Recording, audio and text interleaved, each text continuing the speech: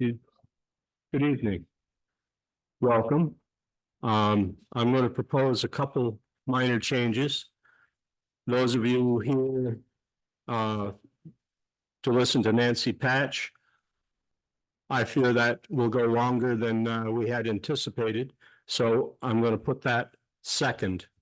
We have a presentation on Brigham Academy tonight that has been scheduled for 3 or 4 months. So we're going to take them first. Couple notes. Everybody who's on Zoom, please turn your camera on. Those who are on Zoom will be muted unless recognized. When you're recognized, we'll unmute you from this end. Please turn your phones off.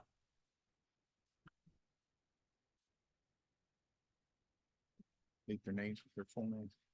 And those on Zoom, please update your name to your full name. Thank you. All right. Once again, good evening. I'd like to open this meeting. We'll start with the consent agenda. Anyone? I'll make a motion that we accept the meetings from the previous minutes, previous meeting minutes as presented. I'll second that. Motion's been made and seconded to accept the minutes of the previous meeting as written. All those in favor? Aye. Aye. Any opposed? Any report on finance tonight? Meeting of the month. Yep. It's still on the agenda. Are there any others under the consent agenda? All right, that being said, we're going to move on to visitors. We will take Kathy Lavoie, Tim Smith, and Jim Cameron and listen to their presentation on our Brigham project. Would you step up to the table, please, and turn on the mic? Can you push the button that says put the word push? It'll turn on the mic for us, please. Okay. I know, amber green. When we get to the next section of the visitors, we will be turning the meeting over to the moderator. And the meeting will be run as per Robert's rules. We're trying to keep a little order. We'll do the best we can. Thank you. Push the button that says, just push the word push. There you go. Okay. I'm Kathy Lavoie. I'm with Northwest Regional Commission, and I've been working with Lance and Tim Smith from FCIDC now for 3 years on the Brigham Academy Planning Grant that will be coming to an end here. Officially, the grant needs to be done at the end of September. We're hoping to close that out by the end of June. And all I have. Tim Smith with Franklin County Industrial Development. As Kathy said, we've been involved on the project for about 3 years. FCIDC committed about $15,000 to the cause to get some initial site plans and drawings together, and in hopes of finding a developer to work on the redevelopment of the Brigham Academy that, as we all know, has been vacant for decades. And we're optimistic that this could be an opportunity for Bakersfield to add some housing units and increase the tax base. And with us tonight is Jim Cameron, who is interested in the development aspect of it. So I'll turn over to Jim. Hi, I'm Jim Cameron. Good to meet you. I sort of live in East Fairfield, and I renovate real old buildings that pretty much nobody else wants for some reason. And I'm here, I want to pay a compliment right off the bat to Tim Smith and to the Franklin County Industrial Development Corporation. About 2 years ago, we started working on a project in Enosburg, the Hurley Block. And his board came on board to, it's a terrible metaphor. They came online to support Tim to move ahead with that kind of a project, and I was his project manager, and it's a fantastic project of a building that was woefully underutilized. And it's going to have more housing units that we're going to be building this summer. And that utilizes some of the things that you'll have the opportunity to look at for the Brigham Academy. The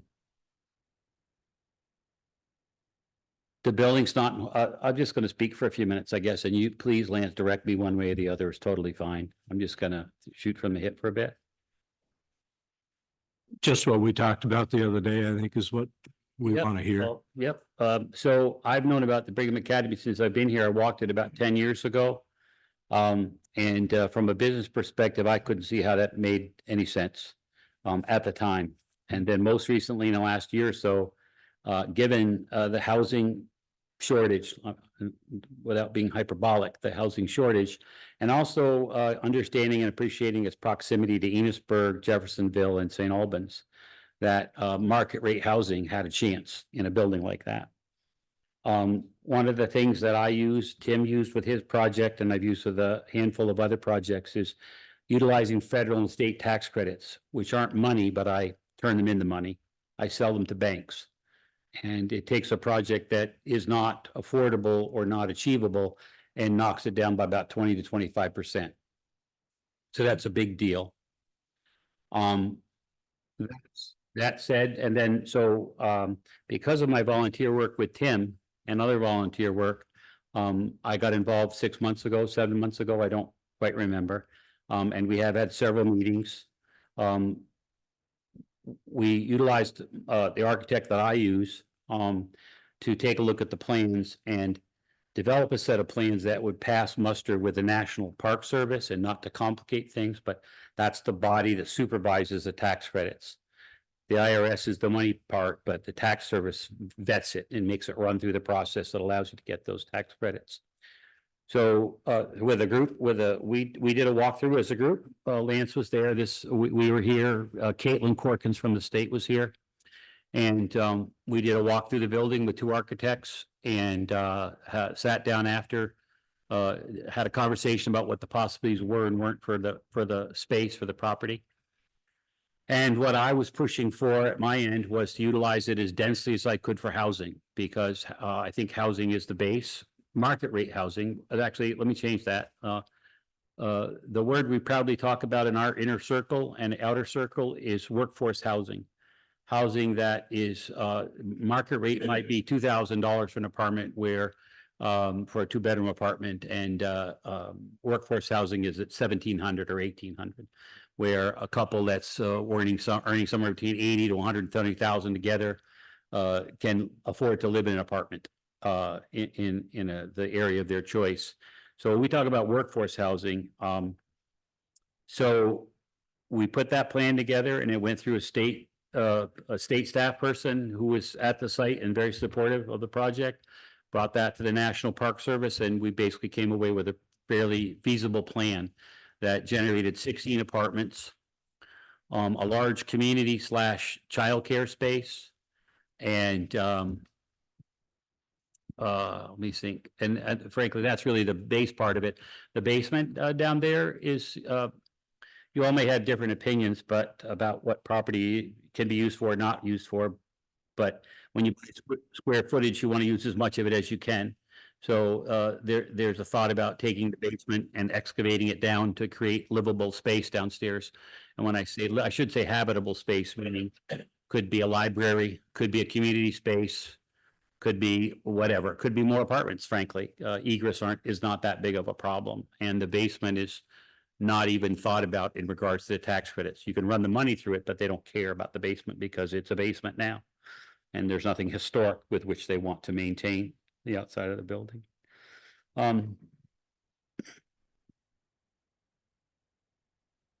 It doesn't work yet, money-wise. It's about $3.5 million to renovate that into what I just laid out for you.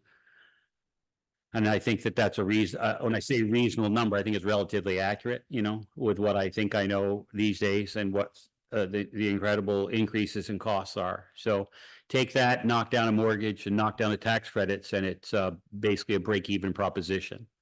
And so there needs to be, we need to find a way, we and others need to find a way to knock that down some more. I don't think units or rents are the way to deal with that, and I don't really know exactly how to approach that yet. I will say on a real positive note that People's Trust has spoken to me about, Tom Gallagher has spoken to me about this directly twice, wants to be involved, wants to support the project.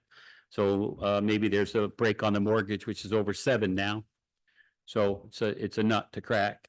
And then with some trepidation, anxiety, caution, I am going to likely apply for a couple of different grants that are state grants, not federal grants, and see if those come to play. And if they do, what are the restrictions or not?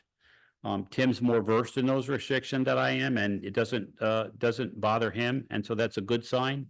I'm not that well versed in it yet, so I can't speak to that about that, how to knock that down. So that's sort of the gist of it all.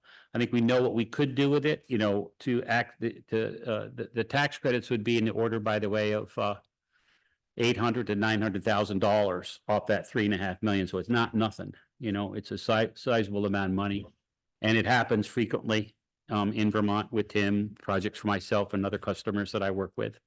And travel in, and it's a program that's lasted a test of time.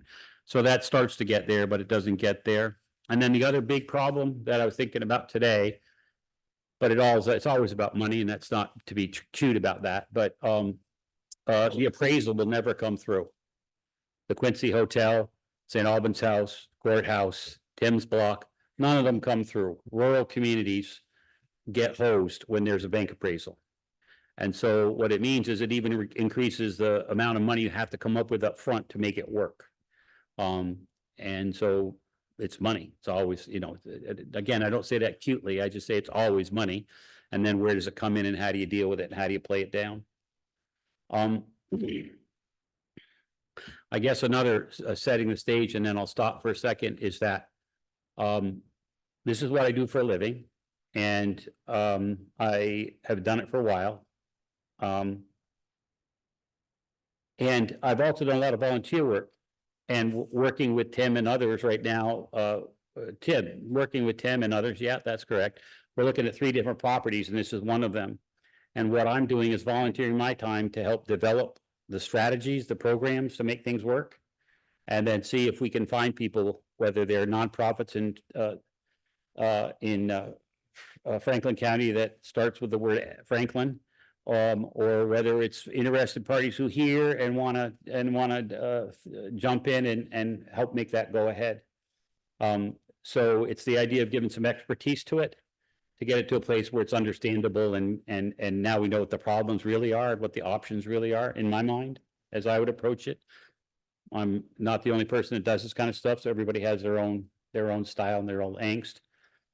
I think rural America's taking it in the shorts. So you're just part of rural America. It's just like, this is everywhere. That's in a rural spot that doesn't have that economy. So you have to find ways.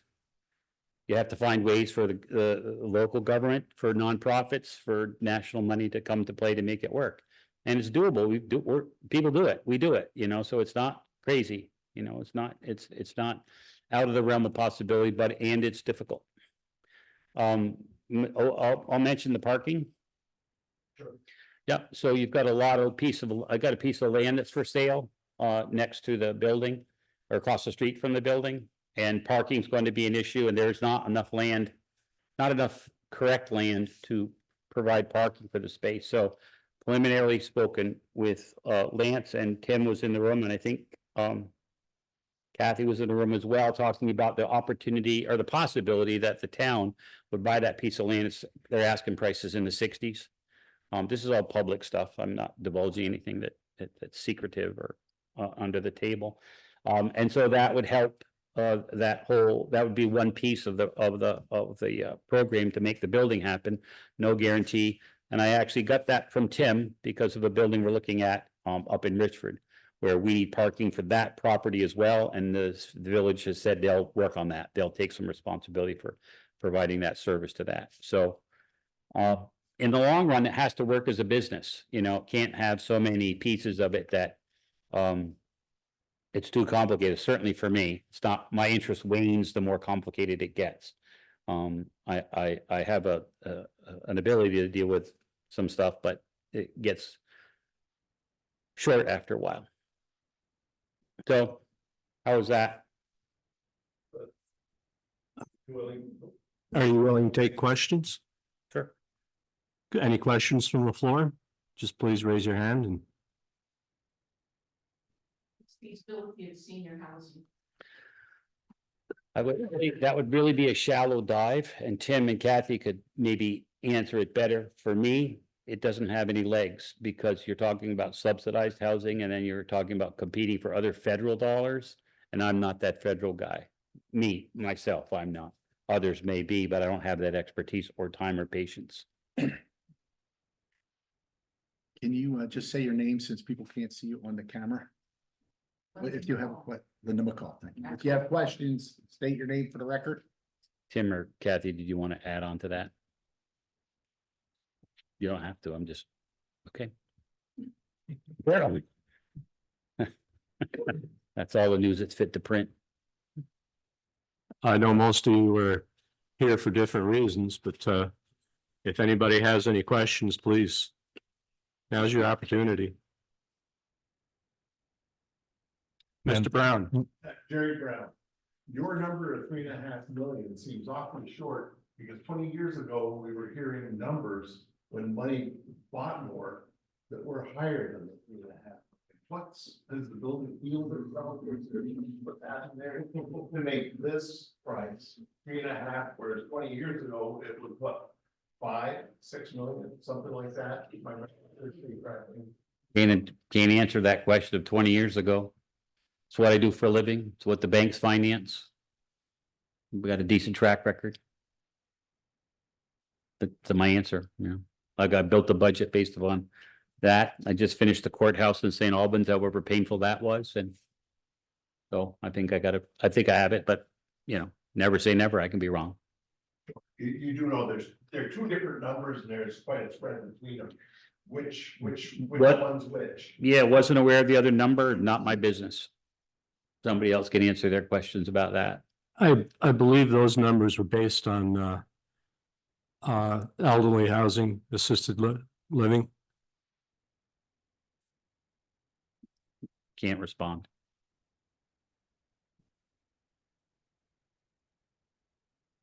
Anybody on Zoom have a question? Nancy, just, I'm not sure if everyone knows what Jim's resume is relative to these type of projects. So we've used him, I'm putting my new hat on for St. Albans City. We used him to do the St. Albans House, which is the property diagonal from the railroad building. He renovated City Hall. He and his team renovated City Hall. The courthouse, obviously, he mentioned the Quincy House and the Pearly Block as well. So we're looking at another property up in Richford possibly. So we as an organization, we as the city of St. Albans is very comfortable with the numbers he's come up with in the past. He's been, I wouldn't say he's been spot on, but he's been pretty close relative to ultimate cost. And I think he's been through the ringer a number of times relative to the tax credits and learning that process, both federal and state. So I think I think he's well versed in what needs to be done on these older buildings. And as Jim said, there's still 2 more out there that he could focus his attention on. For us, I joked with Jim over the years that he donated to the Pearly Block. He donated 2 or 3 hours worth of his time. When in actuality it was about 100 to 150 hours, in my mind, maybe more, designated to look at, the asbestos piece, the structural. I mean, he was in and out of the Pearly Block multiple times for 6 months, and never billed us at all. So we've been very fortunate to have Jim work on the Pearly Block. the city of St. Albans has been very fortunate, with a lot of the projects that we've done above and beyond the courthouse and the St. Albans House. So, you know, if the city manager was here, he'd tell you the exact same thing, so. For your information, Jim Cameron has been working on this project for, actually, I think it's closer to a year, Jim. And he's donated all his time. He's doing this because he thinks it's a worthy project. I'd also like to thank Kathy Lavoy from Franklin County Northwest Regional Planning Commission, excuse me, who has been working with the project for 3 years and has been an invaluable resource. And Tim Smith with the Franklin County Industrial Development Corps, who has helped us with resources and his expertise. And we wouldn't have gotten this far without the three of you. Thank you. Kathy's been the cat herder. Lance, could I ask a quick question? Certainly. So, and this is really just a clarifying question for me, because I've only been on the board for the last few months. So all this work has been happening for 3 years. Thank you for all of your time. I know we all appreciate it, but just to clarify, there were feasibility studies done. That's what that grant piece was all about. So this isn't just something that's let's Yes. do housing. I mean, this is based on those feasibility studies really showing that this is the correct or the best use for this building. That's right. Thank you. Doug Kennedy did a feasibility study and I have a copy of that. I'll make it available I to think you. I've seen it. I just kind of wanted that to be, Okay. people to be aware this isn't. Yes, it would. Mr. Brown. And I assure you, Brown, there are 3 questions that I have. Should this all figure out and work, who's going to own it? Who's going to manage it? And who's on the hook if something goes bad? That is yet to be determined, honestly. And I'm not going to BS you or any of you. You ask me a question, I'll answer it straight. We need to determine who is going to own that. It could be the town, it could be somebody else. I don't know yet. If I'm involved, it's private. Those are the answers to your questions.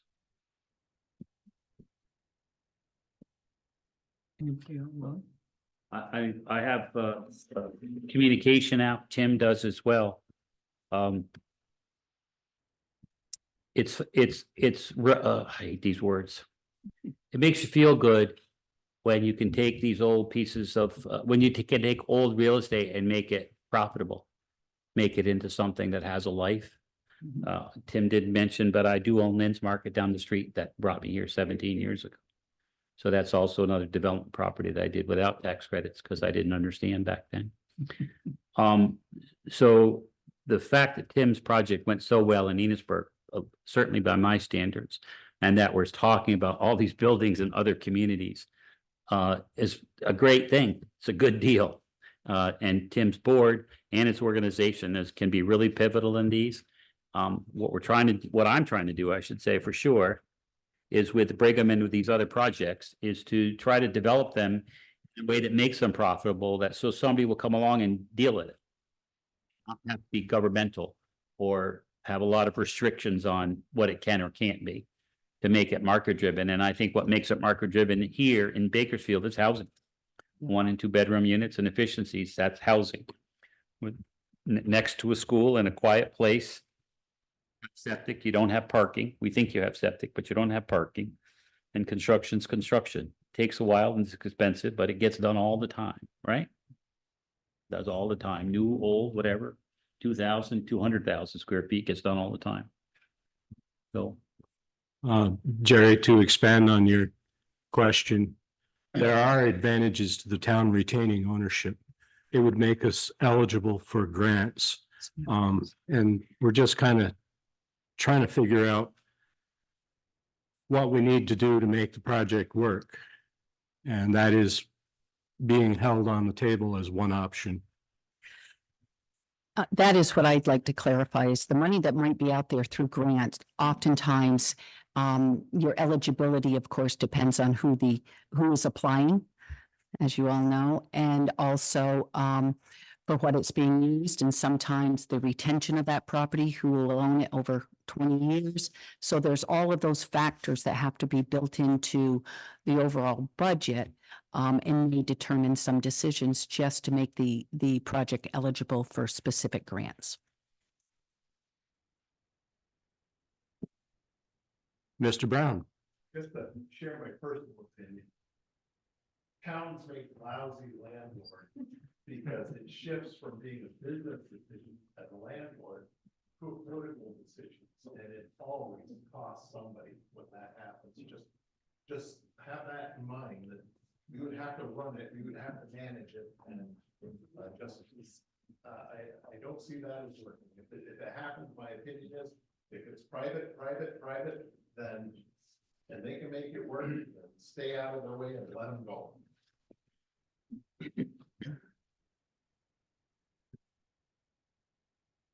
Anything else? Thank you very much for making your trip up here. Thank you. Thank you. Thank you. This is the same. Good to see you again. Thing that's coming in May. Yes. Okay, we'll see you in May. Yes. May 13th. Thanks.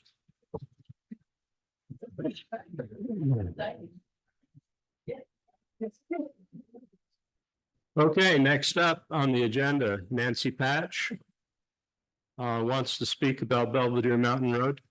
At this point, I am turning the meeting over to our town moderator, John West, and the meeting will be run as per Robert's rules. So once Nancy's done, everybody will have an opportunity to speak. If desired, you will have 2 minutes to speak. We're not going to have 25 minutes. If you have something to follow up with from someone else speaking, that will happen after everyone else had an opportunity to speak. As for the folks on Zoom, what we need from you, once again, is your full name. Just type out your names, please, in the chat section so you can be logged in. This is a recorded meeting, and minutes and all will be provided. So we need to know who is out there on Zoom participating in the meeting. If you wish to speak, I would say that you request, and I'm not sure on your side how you raise your hand, or you could type in chat, you have a comment, and we will gladly, at the moment that we can, unmute you to make your comment during the comment section. We, once again, for folks who have joined, came in afterwards, we ask you to please turn off your phones. When you get acknowledged, and I know faces, so I apologize, names are not going to work too well for me. But when you're acknowledged, it's your turn to speak. Please stand up, state your name for the record. We'll clear out this area. You can come up and have a comment. We want to catch you on the mic so that you can be heard appropriately. There is going to be a presentation shared or a screen shared. That screen share, what we'll do for the folks here, because obviously you can't see it, we will, at one point before we take it down, we will move the mic away so people aren't tripping over the cord, and we'll ask you to orderly file. If you want to see it in front, you can look at the screen and move on so that you know what's being discussed. I understand there is something being shared to be seen. Okay? Can I ask one more thing? Yes. Amy? Could we also state town of residence? Okay, if you could, if you're not a resident of Bakersfield, well, anyway, what town you reside in. Thank you. Well, if you're ready for the screen first, you need to push the button that says push. There you go. And if you're ready for it, Dave Wilcox, can you please share your image and or presentation? And I'll just start out describing why I'm here. My name is Nancy Patch. I'm the Franklin Grand Isle County Forester, and my job is to travel around Franklin and Grand Isle counties, monitoring the current use program, working with communities. I do a lot of different things. And one of those things happened last year that I was up on the Belvedere Mountain Road, and hadn't been up there for 8-10 years, maybe. It'd been a while. And I was actually kind of blown away by the environmental damage that I saw up there off of the off of the town right of way, off of the class 4 road. So I wanted, what I'm here to do tonight, and Dave, my colleague Dave Wilcox, is to share some information.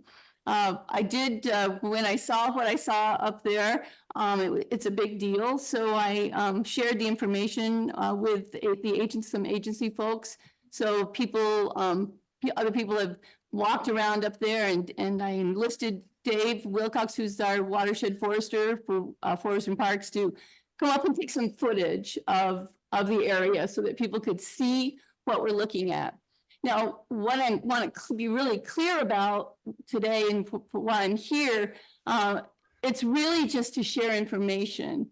We have no solution to this problem at this point. I would like to think that I'm giving this information to the community, and then it will be in the community's hands to then move forward and make the decision on how to find a solution. I do think that these solutions are best found by working together, and so having multiple players, multiple people, the trail riders, the community, and the Agency of Natural Resources is willing to help and offer assistance, but this is not our decision to make. At this moment, I don't know where this will go forward in the future. There's significant damage to be repaired in this area. So I'm not sure where it's going to go in the future, but right now, what we're hoping to do by showing you the video, we've got some drone footage of the area. So we'd like to be able to show. Unfortunately, none of you are able to see this video. Only the select board is going to be able to see it right now, but it is recorded. So you certainly can go home and look at the video at home. And it'll be narrated by Dave. So he's going to be. And you click on that and it'll go to select board meeting. Perfect. And I imagine if you have questions, you can call here and find out kind of how to get there and view it. Because really, David's going to. I'm here also just to really to talk about the damage, the environmental damage, and the fact that a lot of this is happening on private land. So I'm not speaking on behalf of any landowner. That's not what I'm here for. I'm here really just as a representative of the state of Vermont. So I'm not speaking on behalf of any particular landowner, but a lot of the problem is really trespass and damaging other people's property off of the right of way, which is illegal. It's a legal right of way for passage, but that's not where all of the damage is taking place. There's some degradation there as well, but that's where hopefully the community can work towards finding solutions. And there are lots of agencies and there's lots of folks that can help with this too. So that's really why I'm here. I'm here to offer help. I'm here to offer information. I'm not here tonight to offer any solution, because that needs a conversation. It needs a conversation with everyone. So I can actually, I think it's best to take a look at the video, and then we can, I'm happy to take questions. But why don't we go ahead and do that? And is Dave ready? Dave, you ready to run the video? We can't see it. You need to open. There we go. Yes. Okay, so this is just a map real quickly before I start the video, but if folks can see my cursor, this is Belvedere Mountain Road going to the south and the east across the end of where the camps are on Belvedere Mountain Road. It drops down over the hill into the wetland area. This is the mapped wetland from the A&R Atlas. You can see this olive green, the long linear wetland here, and then they're connected a little bit right where the road is, and then there's a wider, a little bit shorter wetland that goes up into the uplands or uphill from the road. And this is Belvedere Mountain Road that continues through the wetland, and then it goes along the edge of the bank, crosses a stream here, and then crosses another stream and then goes uphill a little ways across higher ground and then eventually drops down towards Waterville and into Belvedere. So that's just to set this, kind of the stage of where we're starting. The beginning of the video, the drone is down in this area looking to the northeast. So I'm going to close this. I'm going to open that, close this, and play it. So hopefully you can see the video. This is looking to the north. The town road comes off this hill over here and crosses the wetland right about in this section right here. The old culverts are right in this area. And then it goes off this way. And you can see all the rutting from the ATVs, which is, quite a ways off of the right of way. The right of way is right along this section. Here's a view of the road coming down the hill. And then this is looking now to the south. And there's the beaver pond. There was a couple of them in here. This is the beaver hut. And you can just see all the tracks of the ATVs and side-by-sides mostly, I think. And this is another trail where the water comes down the trail instead of going out through the stream where it should be. Now we're looking north again. I apologize for the choppiness of the drone, but this is the town road that goes up. It crosses the stream up in here, and then goes to the east, and towards Belvedere. The video is going to spin around here. There's a view close up of the trail. There's a left-hand turn here. There's some ATV traffic. This is not the town road, but there's a trail that goes up that way. I think there's more wetlands up this way as well. When I shot this video, I didn't know it would be playing at a select board meeting. So if I had it to do again, I would have done it a little bit differently. But we get the picture. Okay, now we're looking back at the wetland. The town road is up here. This is all ATV traffic outside of the right of way into the wetland, mud bogging, making ruts, making all these potholes. And the stream comes out here. And then it just, where the tracks are, it just, instead of, meandering down through the wetland like it normally would, it's channelized and pretty well disturbed. Now this second video is from the town road is here. This is where some ATVs come off the hill. I say ATVs, and it's everything. It's side-by-sides and mud trucks, dirt bikes.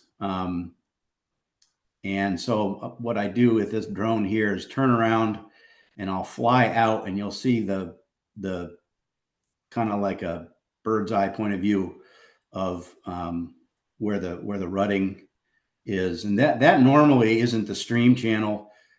This is the stream here, and this is all rutted out by wheels, ATVs, trucks, side-by-sides.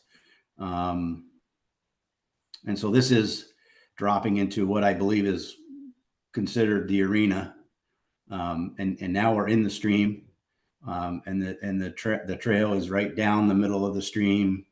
And again, we're well off of the right of way. We're 50 feet, 60 feet from the town road. And you can see the tracks and the gouging out of the stream.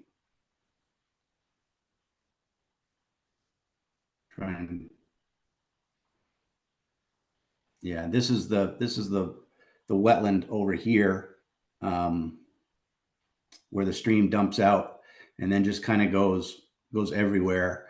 And that's, I think, where most of the damage occurs. And there's, just for a reference, there's the trash barrel, which is over on the right-hand side of the view. And that's the trash barrel is right on the side of the town road. And this is nowhere near the town road at this point. That's looking down the shorter, wider portion of the wetland. There's the barrel. There's the town road over here on this kind of upland section. And this is, you know, track. You can see that this video was in February. It's a very odd February without any snow up there, but the tracks are fairly clear. At this point, I think it's mostly side by sides. And so the water here traditionally goes down through, meanders across this wetland here. There's an old beaver pond or beaver dam. And the water connects between the two areas up above, but normally it wouldn't. It would come down through this wetland, come down through the other side, and then it would meet somewhere down near the beaver hut and then go down over the hill. I guess that would be to the southwest a little bit. So here's yes. Yeah, Dave, you know, your narration actually in the video has not been seen at all. This is the bulk of the damage, and he's been talking about it all the whole time. So we've been looking at hardwood stand while he's been talking about the wetland. So it hasn't been synced, just so you know that. Well, actually, I thought he was. Oh, the video hasn't been synced? Okay. Yeah. I thought he's been talking live the whole time, but So where are you at now, Nancy? Because I'm towards the end of the video. yeah, you're at the We're wetlands. at the end of the video, and we're really seeing the mud bog area, yeah, really well. Okay. No, this is Dave, Well, maybe Nancy, because you could see it. just. Maybe Nancy, you could narrate. Dave, roll it back so we can see the worst damage that you just had a moment ago. See, this is Dave. Can you hear me, Dave? Yes. Yes, I Please can. take your video. I Please backed take your it video up. back right where Nancy had you stop at the mud bog area 10 seconds ago. Right? We want to Okay. pause it where you're saying is the worst It'll damage. take a so minute to people catch can see. up. So now we're following the trail Okay. back up to the woods. I'm waiting for my screen to get there and then I'll pause it. I think there's some connectivity. It just takes a while to get from Berlin to. Well, we have a lot of Bakersfield. people on a limited connection, so that's also part of the problem Right. here. But- Right. Okay, so I'm close to where I can pause it, and then you'll be able to see, I think, a pretty good representative section of it. Yeah, no, it's You had not the there. you had the overhead shot. You were almost at the end of your video. You had the overhead shot that we could see the aerial shot of all of the mud bogging damage. Can we go back to there? What are you seeing now? We're seeing up close shots of the ruts Can you hear in me? the dirt. We can hear you. So Dave, we're seeing actually that spur trail that goes up off of the town right away. So you're way in the beginning of your video, and not at the end of the video. Yeah, what I'm seeing right now is paused right on the worst of the mud bogs. Yeah, no, it's not there. I don't know why. We'll have to somehow get this video to you. Maybe that would make it better happen. The connectivity is not working. Well, so is this live up on a website, Dave? No, No, this is you at your house, right? no, this is a video that I have on my desktop because it's a very large video. It's like 3 GB. Could I make a suggestion that we could get just a clip of that worst part? Not right now, but if we could just get an edited piece that shows the worst damage that we could put on our website. Right. And that way people would have access to that without having to sit through this now while you're struggling with our connectivity issues. Let me This is a nuts. let me try. I'm gonna close the video. Yeah, and I can just briefly talk while he's doing that. This is an upland wetland. It's a source water for the Missisquoi, for the river systems. So this, yeah, surprise. So this is an important wetland to start with. So the ecological damage is significant, and it's in very much disregard with severe rutting, severe mud bogging. We hold our loggers and our farmers to really, really high standards. And we've worked really hard over the years and had incredibly great success working with the recreational community as well, and finding ways to allow for the use of class 4 town roads and for through traffic. Working with VAST over the years has been phenomenal. VASA does some really great work as well. I just think that this is a situation that needs a resolution. It's a situation that needs a resolution, but that can meet everyone's needs if we come to it together. And I really think that working together is how this will succeed. I don't know exactly how that pathway will be at this point. It really is in your hands, honestly. Again, we can help, but I also want to state that it's, this is private land. This is owned by someone else. This is land that no longer actually can be used in some instances for access for forest harvesting or for sugaring. These landowners can no longer use this road to get in. So they're going to have a different access. The stream at one point has kicked out because of the traffic and the rutting, and jumped out of its stream channel and onto an old road. If this was done under a logging situation, the logger and the landowner would be held responsible. This is not an AMP violation because it's not related to logging. So but it's a user that's not actually allowed on the property. So this is the only way a four-wheeler or an all-terrain vehicle can be on private land is with written permission from the landowner on their person. So that's really important. So it's a matter of respect. It's a matter of respecting the land. It's a matter of respecting the landowner who owns the property. And then that comes back to the mutual respect of the riders. If we're treating our land and our neighbors well, then the riders have the opportunity to be there. So I think it's really a matter of working, keeping in mind that this isn't, it's not your land to be riding on. I'm not saying any of you in here are causing this, but someone out there and they may be your neighbors, or they may be people that you know, and it's up to the rider community to basically, help their own and explain to folks that, this isn't the way that we can manage through a community. So I think this is all I wanted to say tonight. I honestly, when I first asked to be on the agenda, I said, I got 10 minutes, 15 minutes, 10 minutes, and I won't take up much time. And then all of a sudden it became a bigger deal than I expected, which is kind of cool because honestly, that's the next step, right? The next step is to engage all of you folks that have come. So I was kind of thinking in my mind that it would happen next, so it's already happening. So I welcome everyone to be here. And I guess I should take questions. So before we go to the floor, is there any questions from the board? Dave, you want to remute yourself? Can I ask a question? Can you see the video? No. We turned it off. All we have is a black screen, Dave. Board? Anyone have? I don't know why I don't know why it's not working. Sorry, Dave. We did our best.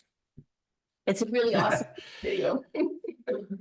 I don't have any questions, but I would just echo what Nancy is saying as far as I think it's up to all of us. That's all. I'll speak up. I just want to echo what Nancy said. I think it behooves all of us as residents of Bakersfield to take care of our adjoining landowners' land and respect that property.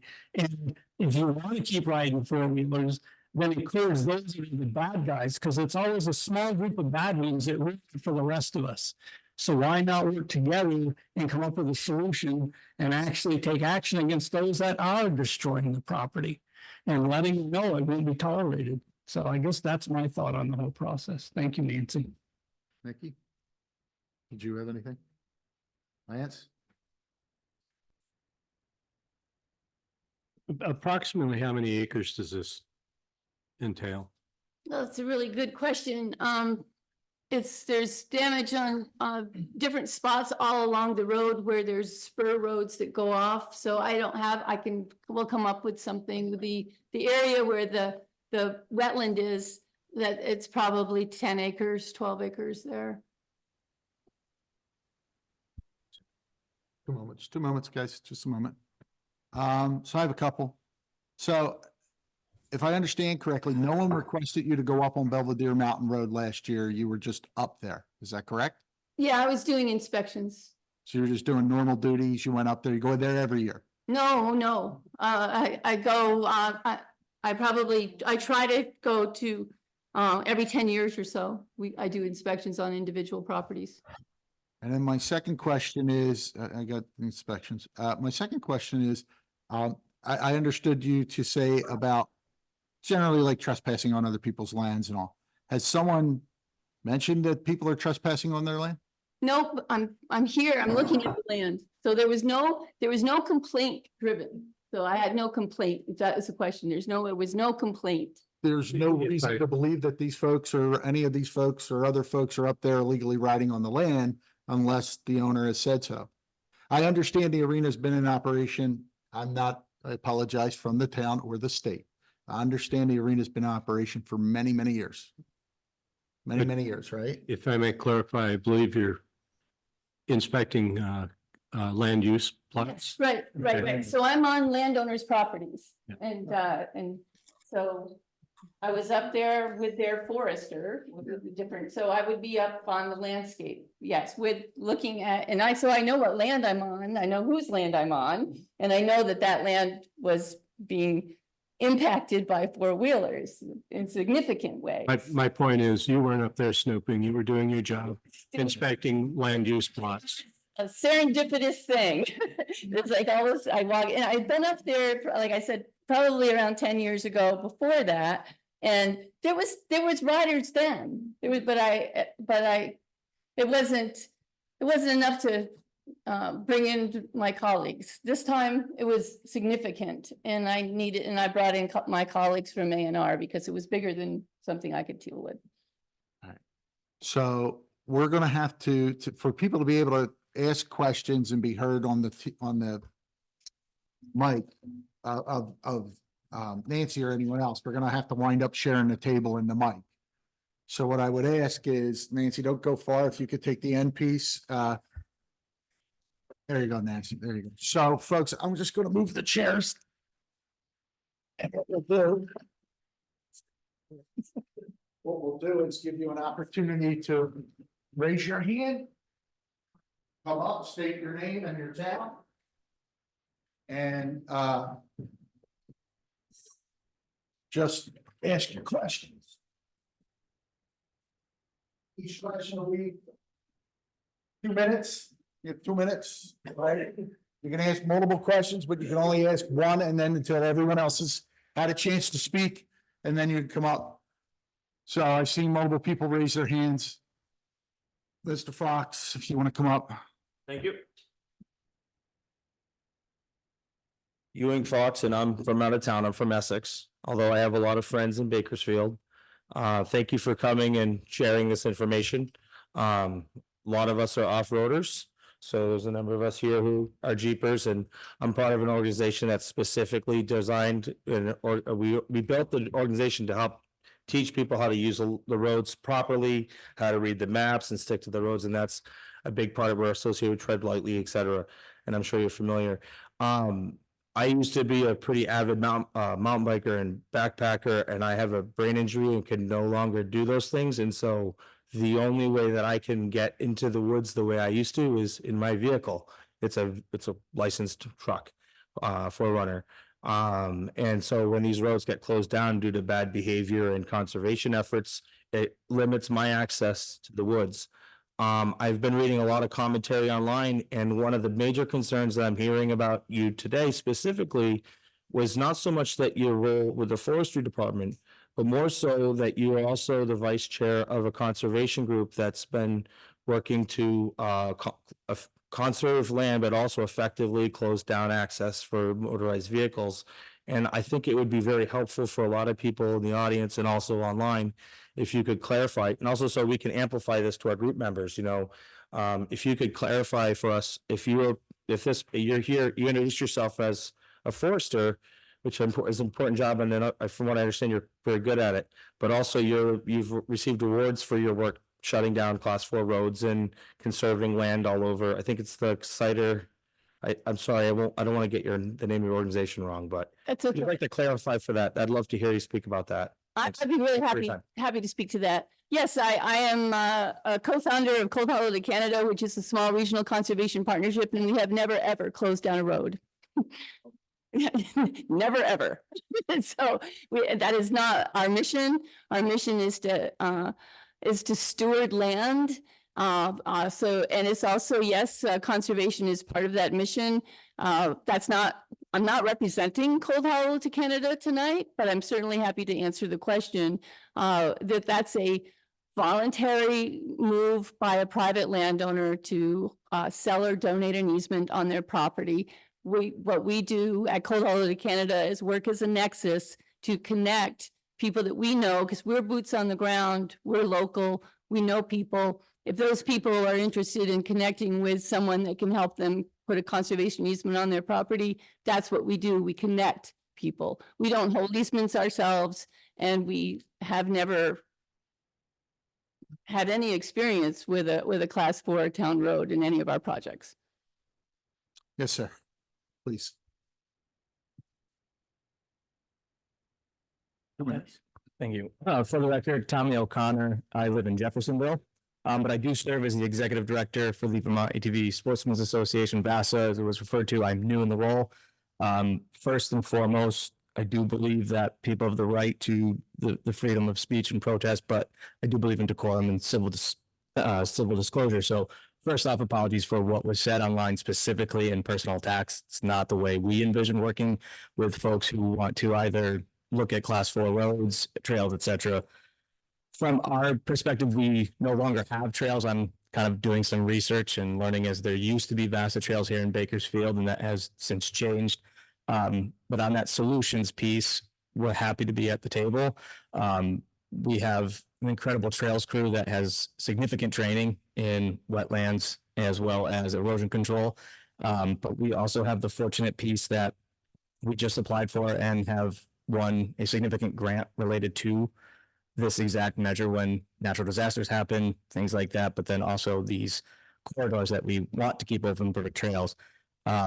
So while we have no standing technically in Bakersfield, as there are no trails and we do not operate here, we're happy to be at the table as a resource, or if down the road this changes and trails want to be reopened and to expand the network, I've spoken with our trail team, I've spoken with our executives, and we are willing to be at that table. And then finally, when it does come to the work on all these, we are working with towns because class 4 roads have to be maintained. And that is a large chunk. And as a nonprofit, we have a little bit more availability to grants and solutions that way. So again, I thank you, everyone. But again, I've spoken with our team. We do not agree that name calling or things like that. We want civil discourse. We can disagree. We can have arguments. We can be heated, but at no point should it ever be personal. Thank you.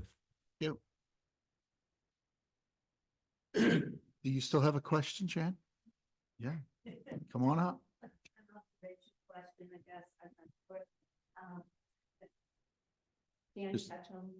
On Main Street. And I guess I don't exactly know where these roads are, but what my ears were hearing was how awful it was, how terrible it was. And I don't disagree with that. I appreciate that and understand that. But along with it being terrible and awful, is there a part of this road, which I am not familiar with, that isn't awful and terrible? so that it would indicate that at times people are driving very respectfully, that they're driving where they need or riding or whatever they're doing on those wheels, that they're doing it safely and in the place where they're supposed to be doing it. So if there's parts that are awful and terrible, I do appreciate that and I believe that. But could we capitalize somewhat on those riders or those people who are maintaining, I don't know, the rules or something that keeps the land safe, that keeps the property as it should be honored. And I'm the first to admit I am a tree hugger. And there was a resident here who, while I was walking, I didn't realize he was there and I was hugging a tree because their roots grow deep and their crowns are amazing and they're very solid. And I think one of my biggest concerns is I want everybody safe. Trees are strong, they're powerful. You run into them, you might be hurt. So it just seems like very respectfully and acknowledging that there's a lot of right along with this awful wrong. And then maybe we can find an agreement. That's. Thanks, Jen. Yes, sir, in the back.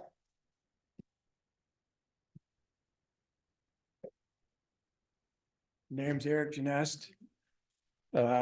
We have a camp up in Bakersfield, up on that road. Our family and parents bought it back in the 60s. I've been riding four-wheeler up there since 40 years ago. The people that come to our camp to ride up there, we carry in, we carry out. My brother and I go up there on off weekends. We clean up the road the best we can. We bring out bags, done it before. I hate to see the trails get closed for the bad people that are not here and taking a stand. We love to do that up there. And I want it to continue. I mean, we have that camp and it's been in family history. Whatever it takes, we can work it through. So you're not experiencing you welcome the people on the land? Is that what you're saying, to ride? I know the people that own that land, yes. Thank you. We have not gone because they live out of state. We don't know when they're coming. So to get written permission to ride that. And we would love to. Because I mean, I've been doing it for 40 years. I want to continue that. I want my kids to do that. Are you speaking specifically to the class 4 road section or to all of the land? To the class 4, even the private land, Okay. everything that's up Okay. there. I mean, it's been open. So I'd like to address that. It's, some people may assume it's open, but it's not open. It's private land. It is. And that private land, if you're going to ride on private land, you need to have a written permission on your person when you're on that private land. And I'm pretty certain that there hasn't been given permission to ride on the areas that we're looking at. And there are spur roads that off into multiple different areas. There's even evidence of, we saw where an excavator was brought down to push out the beaver dam, because the beaver dam had been backing up the water, which made it more difficult to cross onto the class 4 town road. So someone actually brought an excavator up onto someone else's land and used it on that land. There's other ways to deal with the issues, and that's not an appropriate, that's a trespass, bringing large equipment up. So I think that it's, the class 4 town road there's two issues here. It's class 4 town road and it's also private land. There are issues with both of those, but it really, with the private land is really off limits. The private land is off limits, unless you have written permission on your person. Did you have written permission when you went up there, Doc?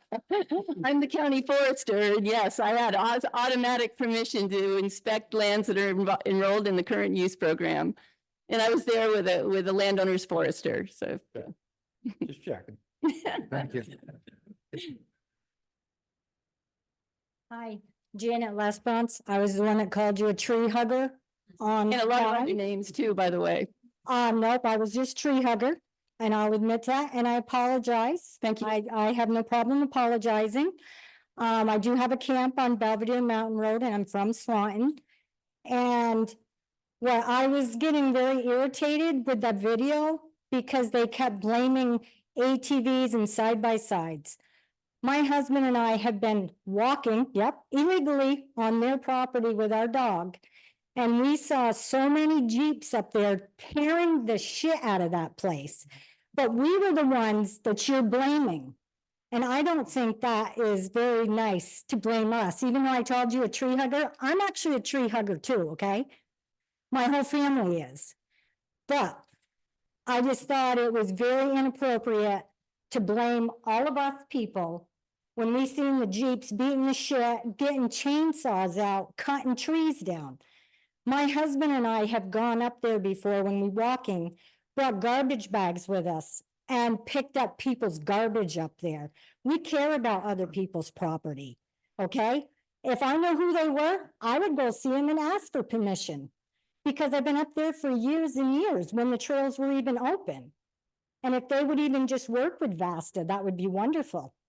Yeah, the trails aren't open to the public, and all-terrain vehicles include Jeeps. So all-terrain vehicles include Jeeps and trucks and four-wheelers.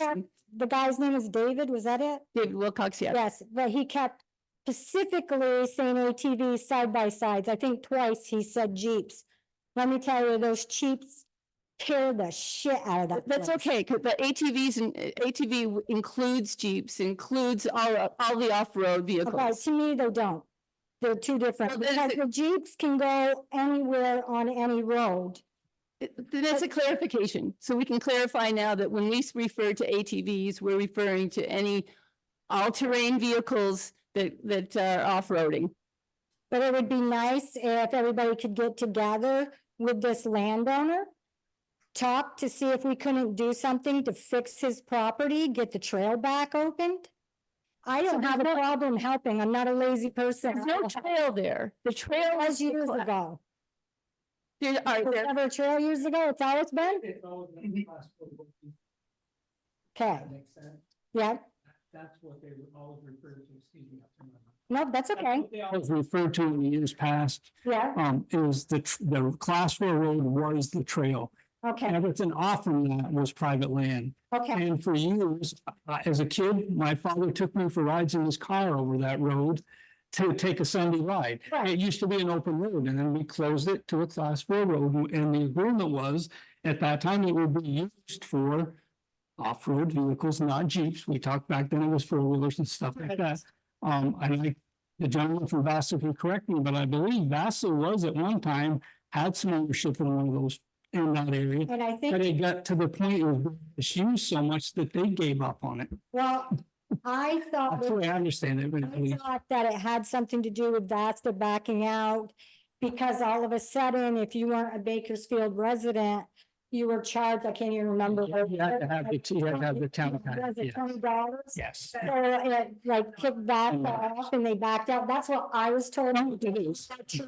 But that was to control the people that were up there because we knew by tag who that person was that was in that area. Oh, which I totally understand. Right. Yep. Thank you.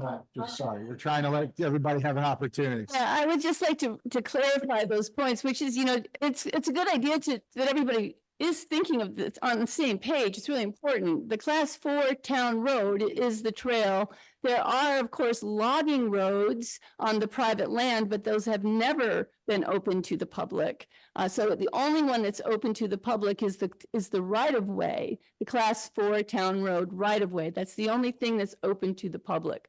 Other roads don't go anywhere. They go out, they go out to get wood and bring it back to the landing. But so there's roads made by skidders out there, but those roads are not open to all-terrain vehicles. Anyone else in the audience? Questions, comments? Yes, sir. Come on up.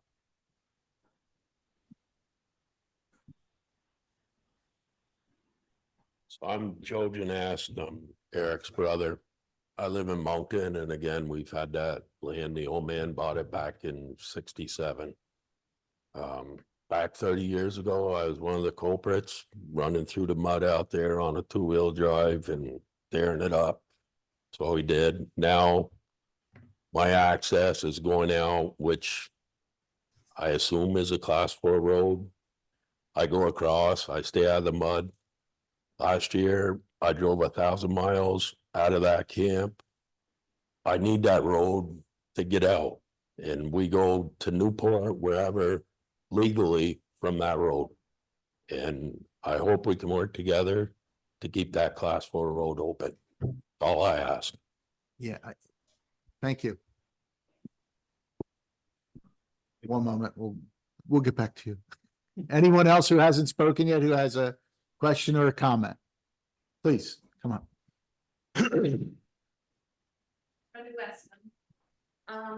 I live out there year round, with the last legal going. And my question is, do you think it's simply if it could get flagged so that they know where this, nobody really knows where that road is anymore, at least the ones that are riding it. Do you think if it gets flagged where the road is and where the private property is, and they maintained and stayed on there, would it recover on its own?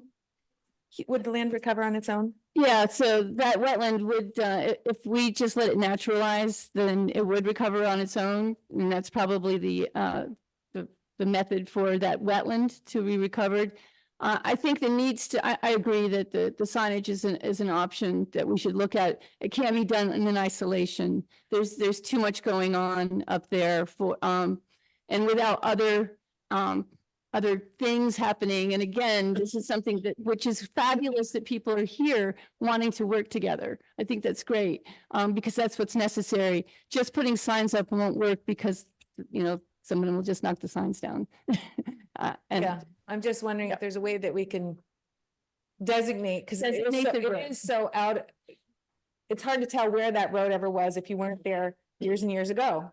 And so they do know where because many of them do go over the mountain and go on rides for the day. Keeping access for that, but keeping them just in the road. I'm wondering if it could do it on its own or if we have to still intervene. No, I think if we could stop the mud bogging, honestly, if you can keep the vehicles on the class 4 road, and again, there's some mitigation there as well. There you need to get across the wetland, so there's some more. There's a bigger issue to talk about. It's not super simple but the first thing is to make sure that people don't go off of the town road onto private land. And then that could not renaturalize on its own without mitigation, most likely. I think that's a wetland question that I probably don't have the expertise for, but it's likely that could happen. So it's true that maybe people don't know exactly where the class 4 town road is, but it's pretty obvious that people know that's not a road. Yeah. Oh, yeah. At this point, it's obvious that they don't know it's road, but they also, I think, have been doing it for so many years that they never knew where the road was. Am I allowed to ask, like, the club presidents a question? Well, your time's up at the moment, but we can get back to you. Sorry, you're trying to keep us on schedule. I actually have someone on Zoom who raised their hand. Randy, if you, well, let's see if this works. Yeah, you got me. I got you. Go ahead, Randy, 2 minutes. First of all, yeah, thanks, Randy, Nancy, for coming. I've worked with you in the past. Randy, I've worked. can Can you hear me? interrupt you 1 second? State your name and Oh, your yeah. team. Please. Brandon Singer, Fletcher, Vermont. Thank you. Yeah, and again, Nancy, thanks for coming. I think anybody that's loves and lives in Vermont can appreciate what we have for a state and try to keep its integrity solid. I've worked with you for many years with my sugar woods, so I get that end of it. But there are a couple of stipulations, some words that are used that probably don't fall in line, and one of them is called trespass. I'm an avid hunter, as well as many Vermonters, and to control who's on my land, to actually keep trespassing under control so my family can safely hunt, I have to legally post my property. So I don't think trespass is a word that can be used unless there is, by state statutes, posted signs every 250 feet for the whole periphery of that property. And I know there's not, but my suggestion is, if the landowner is that frustrated, maybe the first step we could take, sure, I'd love to mud bog too, but I can appreciate ecology. And I think most of the VASA members that ride to VASA trails would love to have at least the access to the road and keep that open. And maybe we could work with VASA to come up with a concise plan to build up the base so the wetlands aren't harmed and keep the access to get across the arena.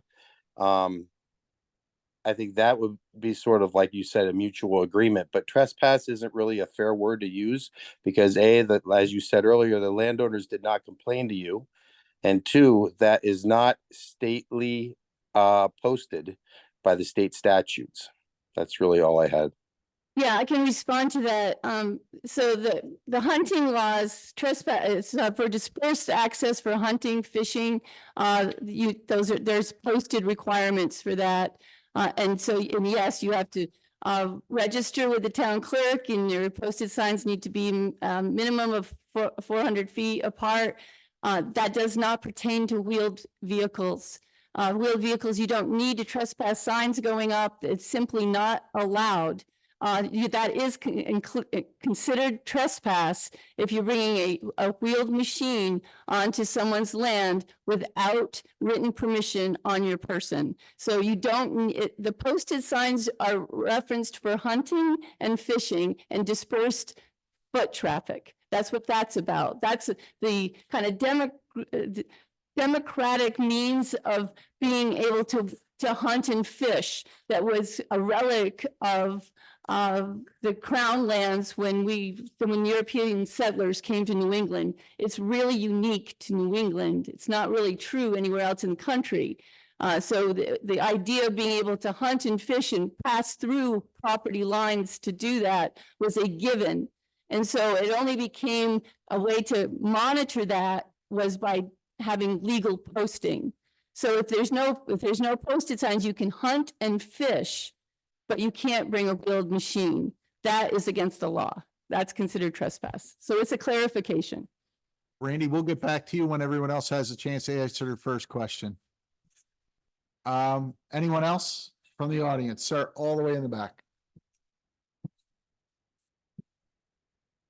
Could I just say, David Wilcox is still online. He may want to answer some of these questions as well. So Dave, if you ever have something to add or chime in. I'm here. I think you did a great job with that explanation. It's in Vermont. You need written permission on your person to be on someone else's land with an ATV, Jeep, pickup, whatever, wheeled vehicle. We were spot on. Okay, sir, go ahead. Hi, my name's Jacob Droney. I'm from Hyde Park. Couple things real quick. I'm obviously from a much younger generation, and Droney. Yeah. So as like they said, they've been going to the camp for 40, 50, 60 years. They know the road. They've been there. Can navigate a little bit better. For us younger generation, we're going to come in. We're going to see tire tracks. Follow the tire tracks. And out of the thousands and thousands miles of the VASA trails, it doesn't all look like this because there is signage, there is postage, and whether the posted trespass is what it is, the sign is still, a presence is a bigger thing. So put up a sign, or even markings, like the hiking trails have, pretty simple. And then the other thing is the landowner hasn't complained, as far as my understanding. Therefore, like if someone's on my land and I'm not complaining about it, is it a problem? Yes, I understand from the, wildlife aspect, it could be. But also that excavator that was up there, also to my understanding, was for the logging aspect. So Nope. as I said, my understanding. So I could be wrong, but I think it's as simple as put up some signs and word of mouth, and it can pretty easily be solved. I think there's a solution. There's a community member with a solution, and I think that's valuable, right? I mean, that's actually what I think would be a good place to go. Just because the landowners didn't make a complaint does not make that there's not a significant environmental damage that I found up there. And so it's regardless whether there was a complaint driven from a landowner. This is a state concern and a community municipality concern. That could be fixed with signs. It's one part of a solution. Dave? And I just want to add that it's on the responsibility of the person riding the ATV to know the laws. And because there's no signs, just that does not make it open. I think you made that statement before. So a landowner shouldn't have to put giant yellow signs around their land to be treated fairly and respectfully. I think what he was saying, Dave, is just that he doesn't know where the private land is and where the class 4 road ends. They're following the trails that are up there now, and the tires go left, they go left, they go right, they go right. He's saying if you mark it, just saying this is private land, they know that left is not where they're supposed to go. That's all he's saying. Can I add to that? Yes. Because I think Brenda said the same thing. So we're kind of hearing the same message, which I think Right. is important. Nancy said there's some community solutions coming up. And can I also add that I don't believe we came here today with any intention or preconceived notion that road's going to be closed. Nikki, to your point, I agree completely. We didn't even know what the topic, I mean, we got a general, people were posting online about we're closing roads. This is the first we're hearing about it. The first you're hearing about it, it's the first we're hearing about it. So that's why we're trying to do this as organized as possible and get as many questions in and understand. And we didn't come here saying that there was a road closure either. Was that Nancy Patch is coming to discuss environmental impact of ATV on Right. Mountain Road. That's it. That's all we had. So just and we'll continue with the questions, just so you know, we have we can't make a decision with no information. So it's not like anything's happening anytime soon tonight. So anybody else who hasn't had an opportunity to speak yet in the floor, sir. Hi, my name's Sean Taylor. I'm a resident in Burlington. I own a Jeep. It's my second one. I grew up in a small rural community in New Hampshire. I'm used to these sort of tensions. My father worked for the Upper Valley Trails Alliance and then for the Upper Valley Land Trust. So I get this buy-in of needing multiple land users. I remember back in the day when it was pulling teeth and nails just to get people to allow mountain biking access. I understand that this is a very large issue in this area and that it's a large incursion on this road in particular. I think there's a couple things that need to be clarified. One, that in terms of holding people accountable if they're trespassing in this area, if you put up cameras and things, that's great. But there's been issues around the country as well. And Tread Lightly has spoken to this. They're a branch of the Forest Service, that if there's not local governance enforcement of it, either through law enforcement or whatnot, there isn't any buy-in from the community side to enforce these rules.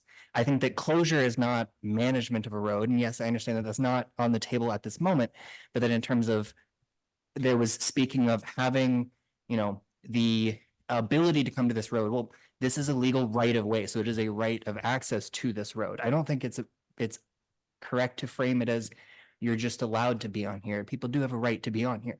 I think that ATV is a very specific term. What you mean is off-highway vehicles or OHV access. That includes Jeeps, that includes ATVs, that includes side-by-sides. ATV is a very legally specific term that does not include those others.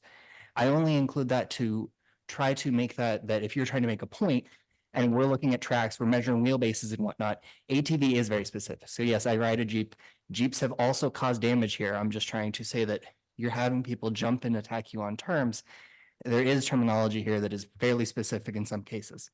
I've been working with Tread Lightly and with the New England Wilderness Trust to try to address similar issues in another town nearby. There's buy-in from all these different groups that are also trying to preserve and conserve access to properties, as well as for animals to traffic from the cold hollow region up to Canada. I understand that it's a migration pathway and that we need to try to preserve access to that for animals. And I think that there's a way that we can work together on this instead of just jumping and trying to close things. And yes, I understand that that's not what's being said, but we in the community have seen this happen time and time again, that when there's an issue, it jumps to closure and okay, maybe people can log here as well. And maybe you can have foot traffic, but I think that if you limit it so quickly, you will end up having people fight back and come back on the property like people have done on Eagle Ledge down in Woodbury, where they closed it to a legal trail against pushback and people are still driving on it and they're still facing issues in the town. So I think that's something to consider, and thank you for your time. Thank you.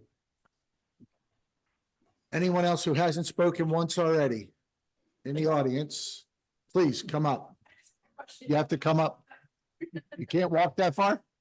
I can be loud. We need you by the mic. Sorry, Tara. Do you need a chair? Yep. No, just a cane and some new knees. I hear you. Tara Williams, I'm a resident. I just have a question. If this continues, is it going to affect the landowner in their land use program? At this point, no, it's not an AMP issue because it wasn't done because of logging. And so we're not holding the landowner responsible for harm they didn't cause. So yeah, this is where we're standing at the moment. Okay, but could that change? You know, I don't know. Actually, I don't know the answer to that. That would have to go to my superiors. Thank you. That was it. Yeah. Anyone else out here on the floor who hasn't spoken? I'm going to go to Zoom real fast. I know some of you have a second comment. And I know, Randy, you have a second comment on Zoom. Does anyone else have a comment on Zoom? Raise your hand. If you hit the three dots, it says raise hand. Or type in the chat that you have a comment. I'll unmute you.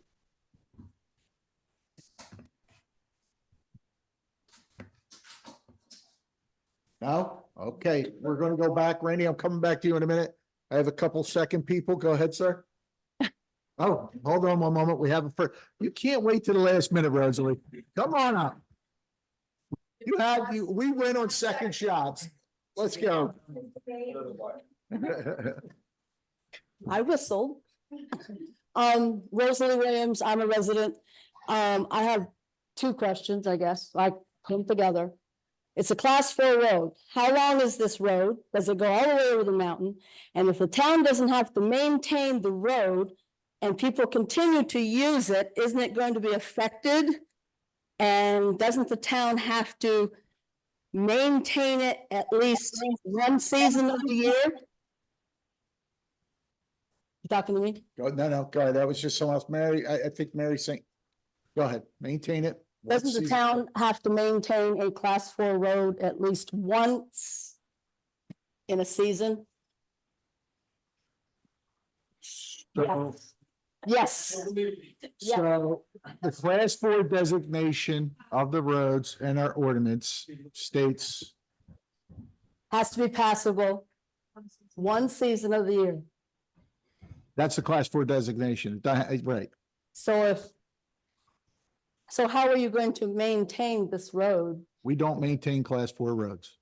You just said that it has to be. No, we say it has to be passable. That's not maintained by the town. Class 4 designation on the, what do we call that? The ordinance? What do we call that? The trail policy, class 4 road policy, maintenance of class 4 roads. We state that any landowner in the town of Bakersfield wishing to perform or arrange for the performance of maintenance work on a class 4 road needs to talk to the town commissioner. The road commissioner prior to commencing such work. The roads are maintained by the people who live on the roads, is what it is. The land. Summer maintenance for the road says the road commissioner shall go up annually and inspect the class 4 roads that have, as of the date of the adoption of this policy, as time permits for their awareness of trail conditions. The town shall not provide any maintenance. Winter maintenance. The town shall not provide any winter maintenance on class 4 roads, town roads, trails, or unclassified trails. Plowing by private parties may be conducted without prior approval at the expense of the requester or the homeowner's expense. However, the town may request corrective action if damage to the road or the other property occurs, other property. And this So we don't ordinance, maintain it. this ordinance and maintenance or whatever you want to call it, was adopted just last year. Was adopted October 23rd, 2023.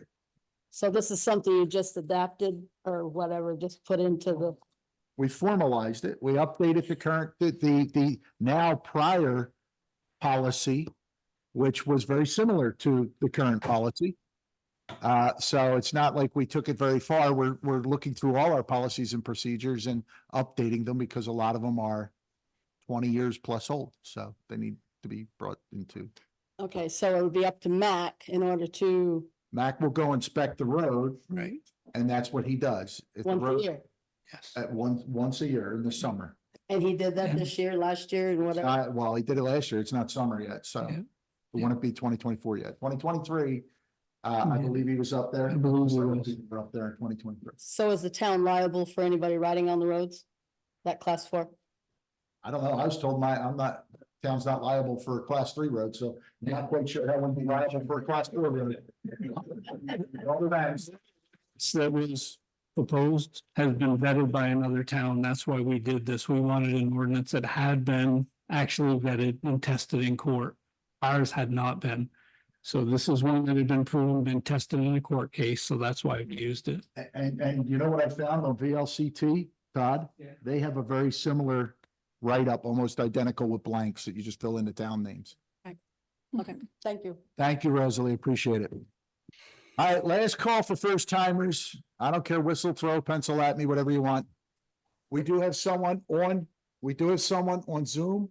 Mary, let me try to find you. Mary, is it Mary iPhone 4? Yeah. All right, here we go. It should ask you to unmute now. Okay, hi, everybody. So I am the property owner, so I don't want anyone to think that the property owners don't care. Well, I'm one of the property owners. Let's give us 1 second for changing this off. So we do care. We care very deeply for the property. I've been on that property since the 1960s, my family. Part of it, part of that area that was a beaver pond. It was not known as an arena. We would go and we'd watch the beavers at night when I was a small child. So I have a very long history on that mountaintop. I was not going to speak tonight, but I find it very personal that people are saying that the homeowners or the landowners don't care.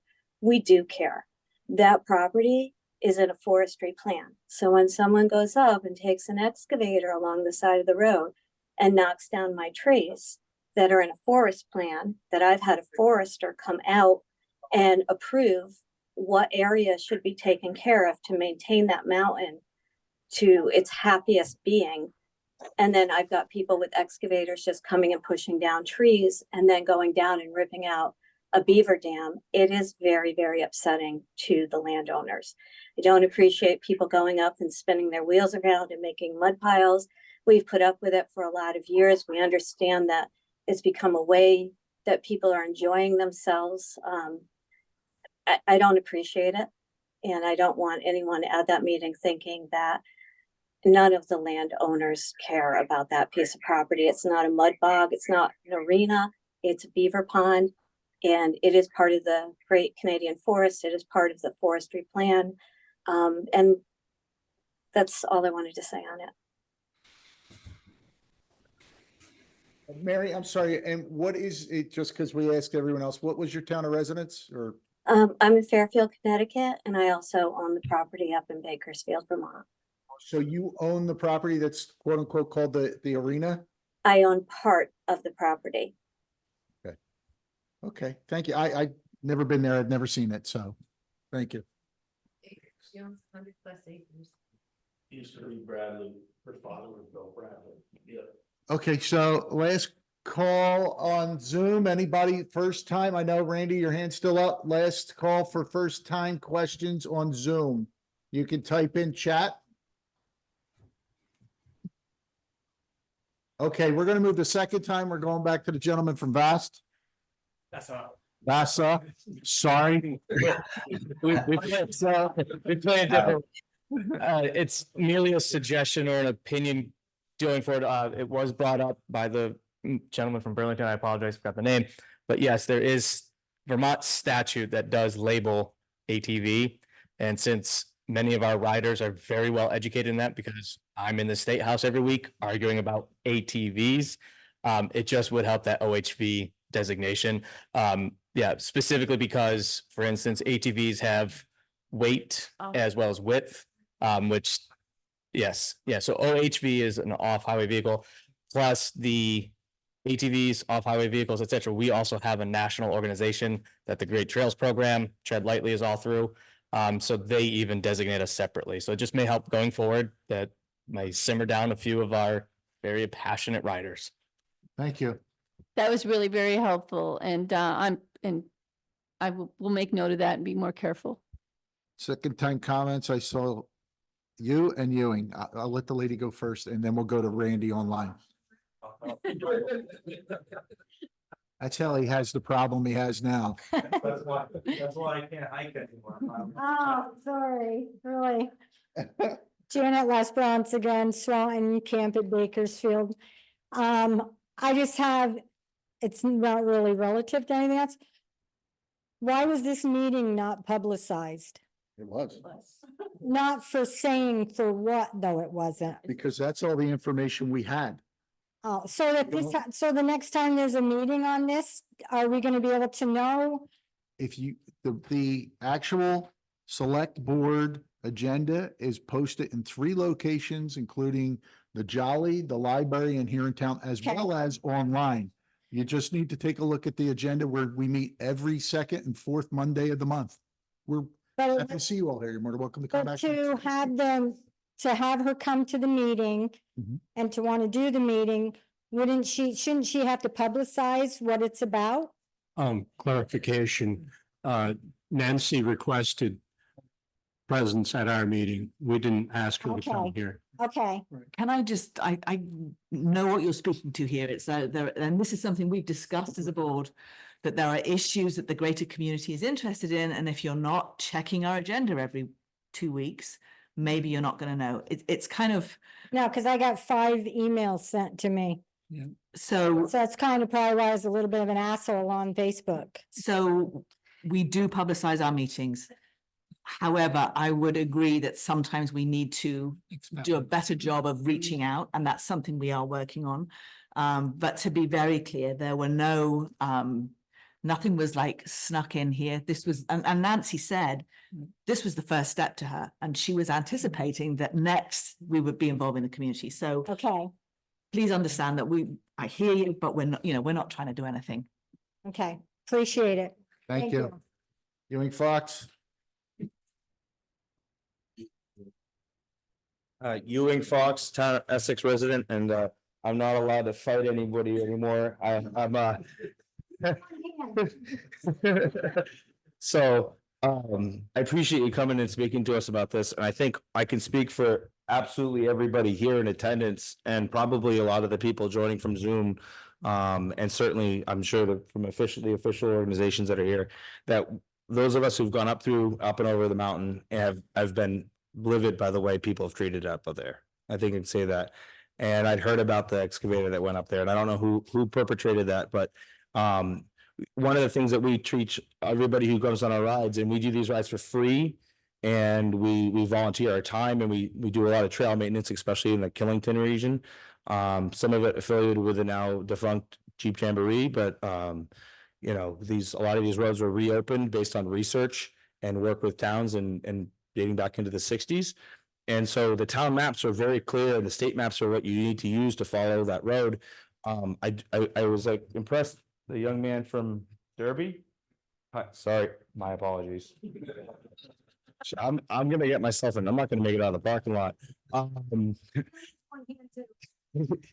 So one of the issues that he brought up was the signage and going through that one area. Even when you have the town maps, it is rather ambiguous going through the area I will stop referring to as the arena. And and I hate mud bogging. I'm a mechanic, so I hate mud, and salt. So it might be helpful to start as a first step, and I know we're not in the solutions phase, but I think there's a lot of people here who invested in keeping that road open and maybe educating some of the people who are going up there and just burying their vehicles to the doors.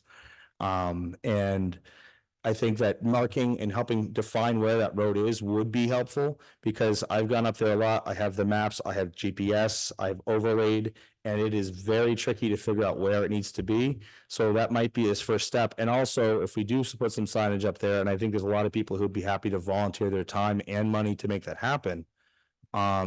We can kind of get a sense of the tone, because you said we put up signs that are going to get torn down. I know that's your experience. That's what happened in Maine, where there is no class 4 designation. And my mom is the president of a huge land trust up there. I've spent my whole life conserving land and doing mixed use land management when I was a kid. And so, but I think that might be a way we can first step we can do before we run into, are they going to close our roads? Are they going to restrict our rightful access, et cetera? So I'd like to propose that as a recommendation to the community. I know that you're not really ready to take action yet, but Thank you, Ewan. you know where to find me, Mr. I West. know where to find you, Mr. Yeah. Fox. All right, we're back to Randy. Randy, with your hand up, welcome back. Thanks. First of all, yeah, just thanks for everybody being involved, and some experience that I went through in Fletcher with some class 4 actions. I think this can, the great fortitude of people wanting to help and fix the problem. I think it's amazing we have the actual landowners on here. They have to see the caring side of this community, and we can either make this a win-win or a lose-lose. And the win-win side is we completely help heal the landowner's land and access the class 4 like we're supposed to. And the lose-lose is we lose the class 4 and landowners lose significant property value because they no longer have really road frontage on their property. And that's what changed some things. So we have to work together, like it seems everybody wants to, and grab a thing of trash when you go through this year. I mean, I've grabbed many bags of trash, and there's a garbage can up there because some of the community put it up there. And let's respect the landowners, even though it's a class 4, it's still on their land. And that's really all I had to say. Thank you, Randy. Thank you. All right, so let's take one more round. Anyone else with anything? Please come up. So my question, as I said before, Brenda Westham, was to the VAST. I honestly don't know the answer. I belong to VAST, and I have the answer with VAST. We can't ride trails till a certain date. When there's mud, when it's mud season, blah, blah, blah. Obviously, you guys live for that. Is there a certain date that you don't allow people to get on trails? Because we had them clear up in, January, February, they're still riding the road up through there. And the rainiest days are the best days that they're there. And that's the worst days for this erosion stuff happening. So that's all you're being asked a specific question. Because I don't know if you have a rule for that, because I know VAST does. Yeah, to provide the answer that we do. However, that of course is VAST trails. So town roads that are open that are not designated trails, we have no control over. If it helps, the state says that May 1st, no earlier than May 1st, can their roadways open to travel. This year, VASA as a board voted the same for the trails. However, they have to be cleared, meaning they are ready to open. So we have networks that are saying the 15th. We even have networks now telling us that mid-June will likely be open due to mud, water, etc. The other thing that also helps, when it is VASA trail, we provide out of our budget law enforcement. So when it is a designated trail, we also bring that up. So anything before May 1st, as in 3 phone calls I got today from the game wardens, people were doing it early. They asked us, what do you want us to do? I was like, you can ticket them, they're not, do what you gotta do. So yes, we state May 1st and we have to close by the end of October 31st. Because then VAST season takes over, with one exception. We do have one network in the south that does allow winter riding, but that has specifics to it that I don't need to get into. Okay, thank you.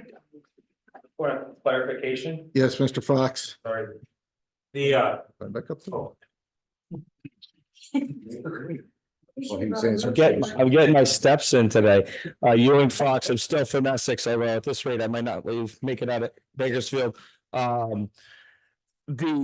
Our group, we're an unofficial group. We're a volunteer organization. We only have a couple hundred members. But we do not ride any class 4 roads regardless of the legal statutory boundaries, because some of them aren't, it's not clear. We do not ride during mud season, period. Ever. Ever. We have a lot of us have gotten into some pretty significant fights, and it sounds like you've had some rowdy conversations online. You should see some of the conversations we have with people who are driving around with their trucks covered in mud, because it causes erosion and damages the relationship with the towns. And our little club, a group of people, unaffiliated group of friends, that's a strong rule, and everybody who gets involved, and it's a lot of new riders, that's a key component of what we teach, because if we can't respect the landowners and respect the trails, we're gonna lose them. And so I appreciate that you have your designation, and we make sure not to run into snowmobile season too, but we don't ride in mud season, period. So, and I think a lot of organizations do that as well. It's the unaffiliated riders that are Thanks, Ewing. Yeah, go ahead. Our roads on the May first. Right. I would just like to thank everybody for coming tonight. I don't know about the rest of the board, but I expected something more akin to a picnic with the Hatfields and McCoys tonight. And I'm very appreciative. You've all been polite, respectful. It means a lot. You get so much further by having a meeting this way. I just want to say thank you again. Could I add to that too? Because I was, there was some vitriol earlier on, and people were suggesting that I wouldn't come alone or something, and not at all. I know Bakersfield. I'm been here and part of this community, working here for a long time, and I have, my family is from here as well. And that road, I often, when I have been on it, I think of my grandmother who grew up in Belvedere, and my father who grew up in Bakersfield. And I'm thinking they probably walked that road or rode that road with horses or something. So I have a long history here too. And I knew that this is a kind and caring community. So and you've just shown yourselves as being such. So thank you for that too. Yes, sir. No, Dave's still here. Dave's still there. Yep. So Dave, a question for you. Was that you Yes. that came up with the game wardens on Friday? No, it wasn't. That was a coworker of mine who came up there with the game warden to show him where the folks were out in the wetland off of the class 4 town road. Well, just tell him to wait next time and not be so snubby if he sees a UTV out of camp. Okay. Well, I can say that if somebody is using that right of way and they stay where the right of way is most obvious, there's not going to be an issue. They're not there to keep people off of the right of way. They're interested in keeping people out of the beaver hut and out of the open water and out of the, I would say 2 acres of the arena that's ripped up and torn by all sorts of and shapes and manners of vehicles. So No, I know what you're talking about up there, but we were parked at our camp, me and my son, and we saw the game warden go up through, and then we saw him beat-footing up through, and I said, "What's going on?" And he looked over at us, we waved to him, never even got a wave. And then he comes back motoring down through, walking, and I said, "What's that all about?" And he wouldn't even look at us at camp. So when the ones came down, I went over and talked to them, and they talked to us. They're very good about it. And we talked to them for about 20 minutes, and they're the ones that told us about the meeting coming on. So you did talk to the wardens then? Absolutely. That's excellent. That's what I was going to suggest because folks using the right of way, properly and not going off of it are not going to be affected. And it takes a little bit of open ears and open eyes to catch the folks that are doing that, and to peer pressure and tip the wardens off to who it is and when they're there. So I'm glad that you talked to them. Yeah, and the warden stated that, and like I said, we get a pretty good group up there at camp, and we got a few that are younger and they'll venture off or they shouldn't, but as long as I'm up there, I'm gonna make sure that they don't, because like I said, I drove 1,000 miles out of that camp last year, and that's my hub to get to wherever I want to go, and I don't want to lose it. So I'm scared. Thank you. Well, that's a good first step. We're gonna take our last comment question from you. If you want to come up, and then so long as there's nothing pressing, we're gonna close this portion and continue with our normally scheduled program. I'm Jerry Brown. I'm probably the oldest person here. I grew up on that mountainside. Not the oldest person having grown up on the mountainside. Eastman's got me beaten years. I remember that back in 1963. I used to drive that road with a two-wheel drive Toyota pickup truck. Horses over there. Took a horse and buggy over there once. There and back, Belvedere. 3 years ago, I tried to go up over. I got just past Bill Bradley's camp. And I do remember Bill from way back in his Volkswagen bus. I turned around and came back. In a four-wheeler, I would not try it. I've watched the road degrade. 30 years ago, I came in and talked to the select board about it. My concern was we're going to lose that road if we don't do something. I've watched mud trucks go down through, probably half a yard of mud caked on it that came from the mountainside. Those are my comments. I grew up on that mountain. I have a couple questions. Do we have a road survey for that road in the road survey books? If we do, we need to dust it off and take a look at it. 2, when I was young, I remember fences across that road. There was a fence across the road at Town Road 32. There was nothing up there but a shithole. My father lost some land because of that road. That's the nature of the beast. Back near Larry and Brenda's driveway was another fence across the road. You go back up to just downhill from the Henchy Meadow. And those who have been around know where that is. There was a fence across the road. And on the other side of the fence, the Henchy Meadow was another fence. So it was fenced up. Has that road been classified as a pent road at any time in the past? You can't fence without the selectmen in writing. So I suspect, I suspect that sometime in the past it was a pent road. If it hasn't been relieved by the selectmen, it still is a pent road. P-E-N-T. P-E-N-T. Pent.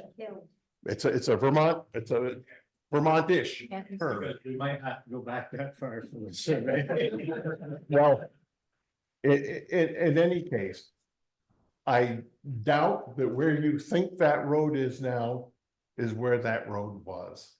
I have watched that thing meander all over Hell's Half Acre over the course of my lifetime. Left and right and this and that and past this camp. Oh no, put it over there, put it over here. I don't think anybody really knows where. Yes, we do. You may think you know. But believe I'm well aware of it. I have basically the title surveys for that entire farm when it was put together by Joseph Marset and George Marset. There was over 1,600 acres back in there, all belonging to him, Joseph, and his son George. So, and you look at the descriptions in those deeds, they give you an idea where things are. Belling Gates, Abner Gates owned 100 acres back there at one time. So as you look back there, you can find, I have run the boundary between Point Score and Knowlton Score all the way to the Belvedere Montgomery, it used to be Avery's Ford, that corner back in there. I know those woods. So I think we need to find out where the road belongs. Since it is in fact a boundary between the Bradleys, Bakers now, I guess. And Manchester Lumber on the other side. So that is a boundary. I know Richard Villeneuve has been in there and he blazed like hell, and you gotta know Richard Villeneuve, you can't believe anything that's blazed. That's just a fact, I know that. So I think we got some work ahead of us to try to do it. One, we gotta do something with the beaver pond. There used to be a corduroy road across there, I don't know what's left of it, if anything. Two, the rest of the road, I don't dare go on. I couldn't even get down to what you call the arena. It just wasn't. Yet 30 years ago, a two-wheel drive pickup truck could shoot down through there. I remember older Dick Maynard, Brenda's grandfather, talking about driving a Model T up to the base of Beacon Mountain and climbing to the top to camp. Huh? Through Lover's Lane. Through Lover's Lane. That, so we need to find out where that road belongs truly. And we need to mark it and then start dealing with it. Your phone still Well, thank you. My phone still works. We can talk about it, but physically I can't make that hike in. I'm done. Thank you. Thank you. There's one other thing. Carolyn Bronze put a comment in the chat and she just wanted to say she's proud of this community and how this issue is being handled with respect and listening. And with that, we're going to continue with the rest of our agenda. If you folks want to stay, we'd be happy to have you. But if you could do me a favor and just hit that button that says push the word, there we go. You know? All right, everyone isn't hearing it. Thank you so much. You too. I totally did. Thank you.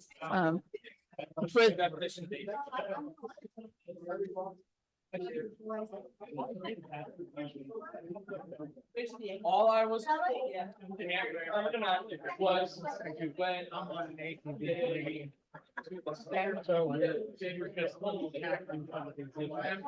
Every town has to do it. These issues do exist. Thank you. And to do it again. Yeah, there's a lot of rules out there. I still don't know. Thank you. Andy, the guy from Fletcher, he had. Yeah. But those are the things that, community members need to know. Yes, thank you very much. I really appreciate it. Huh. So everyone on Zoom, thank you as well for joining. You're more than welcome to stay for the rest of the meeting if you want. A lot more Being recorded. than I don't know why I didn't expect. Share the numbers. Share the numbers. Guys, we're gonna take a conversation. Now we can please. I know. Please take your conversation out of the room. Very good.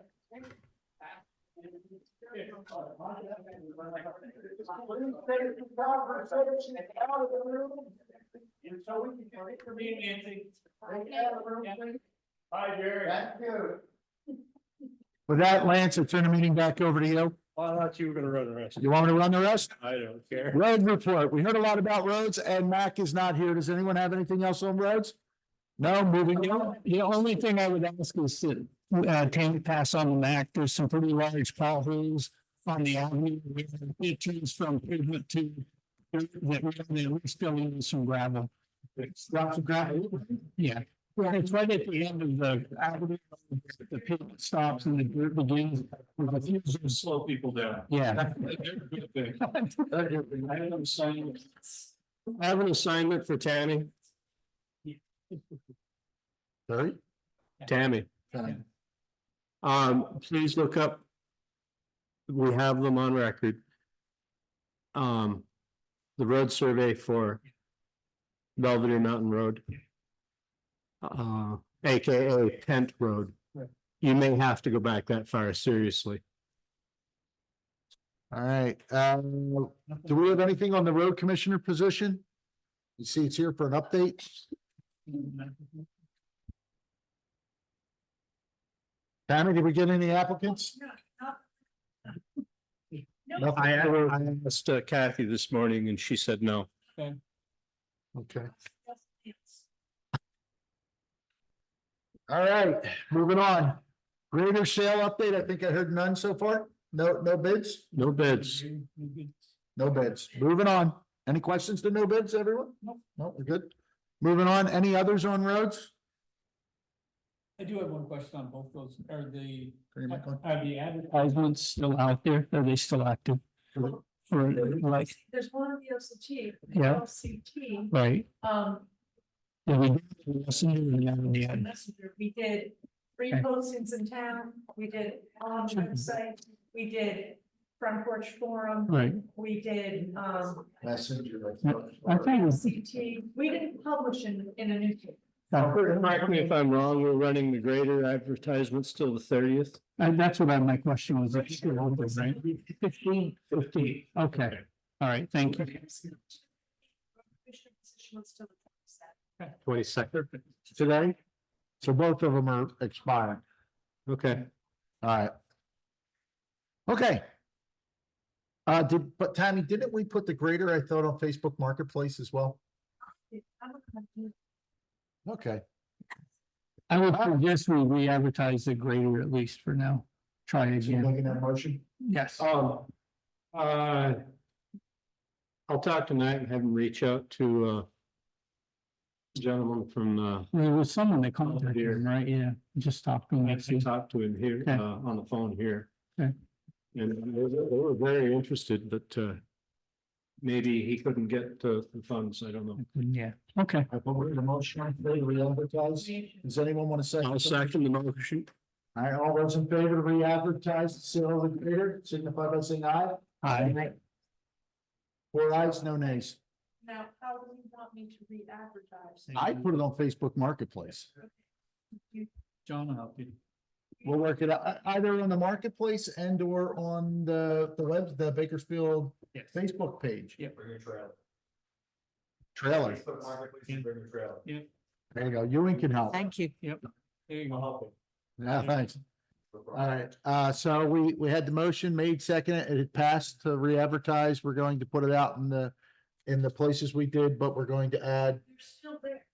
Facebook. Well, I thought you said they're down. Oh, we want to extend, so I think what we really need to do is extend the bid period. Yes. So do you want to modify your motion to? I'll extend? modify my motion to go until the 15th of May. Okay, anyone second that? Okay, we have a motion made and seconded to extend. Yes, just very quickly, you said that they have been, Tammy, that they have not been So I'll taken have to down, repost. but front page, wherever we were doing it before, Yeah. plus Plus whatever. marketplace and. What was trailer You're saying? saying trailer, what was that again, Ewing? I would see bring a trailer. Bring your trailer. Yeah, it's an auction site, but it's Bring your trailer. Yeah. We set a minimum bid, right? Or can you? Yeah. So, Right.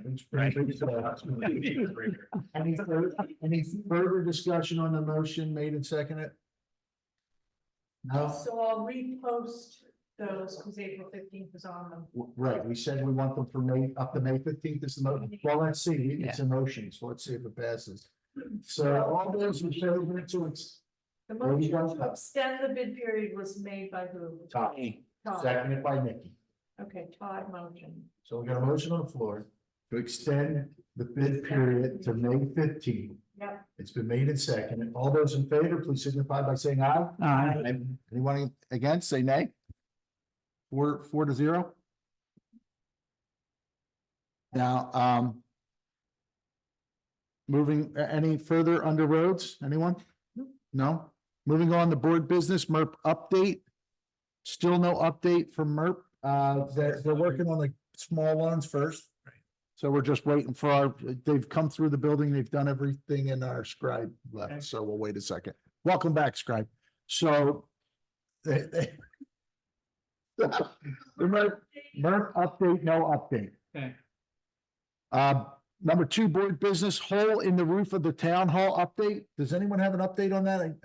I think Josh was gonna talk to his Someone, neighbor yeah, who might do- be willing to. Yep. So we're gonna move that to the next meeting. Can we Yeah. carry that over for another meeting, please, Tammy? Item C, new PC for main lister computer in office. And Sue looks like she hopped off. So Sue, I'll give you some ideas. Sue Sconson came to me the other day. They're having problems. The PC is like it's gotta be more than 10, 12 years old, and it's having problems. They can't get everything they need to do. And their request to the town was to the select board was to potentially consider them for a new computer in order to run the, all the stuff that goes through, Listers. Nemrick and everything else. So do they have a cost? Do they have an idea of a cost? They What wanted us, they wanted first to get the okay to go out and price it out, and they're probably gonna come to me to price out the cost, but. I'll make the motion to allow them to go out and come back with a cost and what they're looking for a computer. I'll second that. All right, any discussion? Motion's been made and seconded. All those in favor, please signify by saying aye. Aye. Anyone against? Or nothing? So I guess the thing is, Tammy, Sue's gonna we'll have to get with Nemrick, find out what the minimum requirements are and. And you're gonna have to do that. All right, well, okay, I'll take care of it. And I would say go a little big, John, because it's Yeah. better to have expansion Yeah. than give just what you need.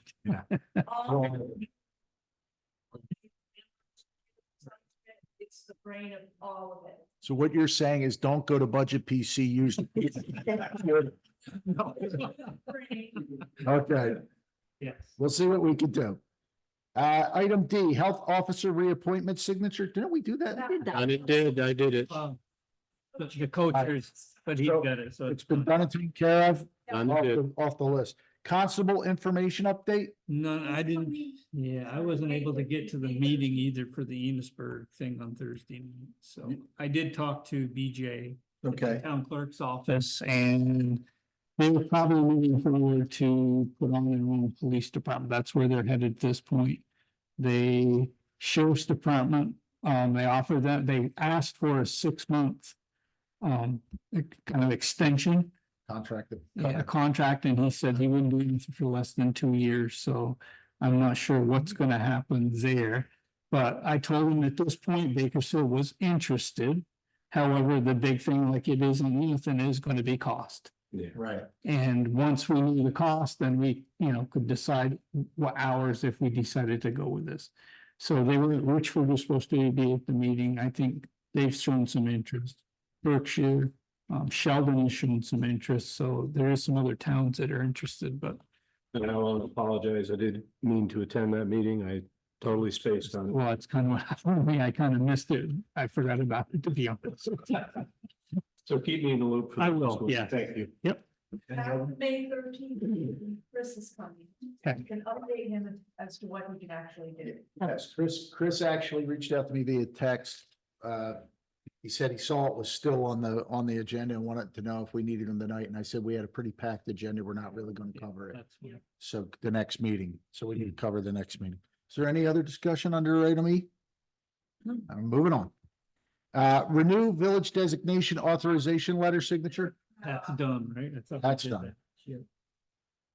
Next item, G, municipal social media notifications update. We all have a packet in front of us.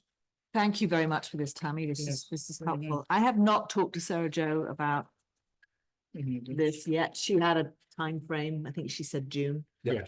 So, June, July. I thought Yeah. you said. So I'd like to make a motion that we take these home, review them and discuss them at the next meeting. I will second them.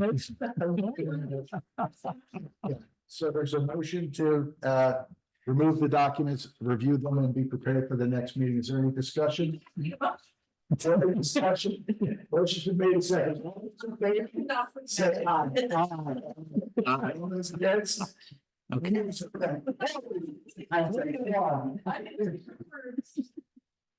It's recorded. It's in the recording. Warrants are done. Moving on, warrants and reports have been completed. Yep. The review of mail. All right.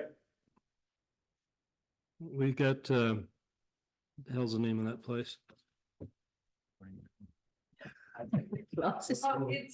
Can you get a magnifying glass? Yeah. Western World, there it is. Okay. Get a magnifying glass. Glasses. Swiss and Bloom, we need to decide whether we're gonna approve their liquor license, and that's just a yes or no. So who's Swiss and Blue? Swiss and- Wedding barn. Westminster, yeah. I'll make the motion. Just poor West Enosburg.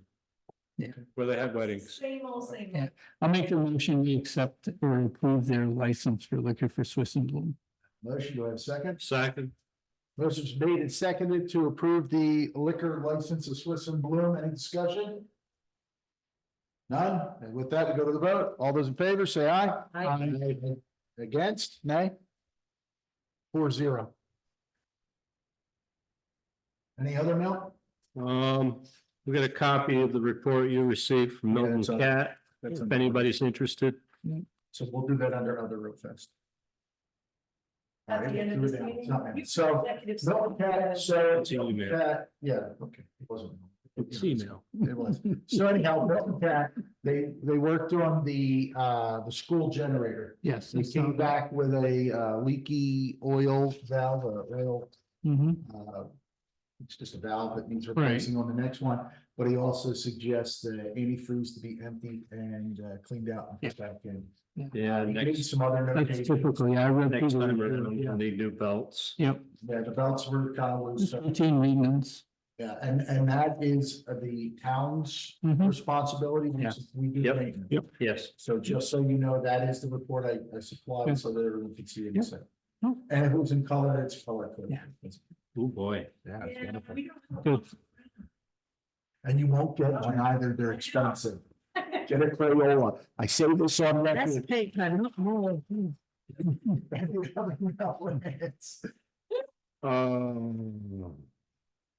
Nope. I think that's all for you. No, not really anything that we need to take care of tonight. Okay. Well, that's it for mail. We're moving on. We've already had a Virginia Academy update. I Yep, think we will have to address the Tyler Technologies issue. Oh, the, Oh, yeah, we should do that when we're all there. Yep. yeah, let's do that next We'll time. table that. and Yep.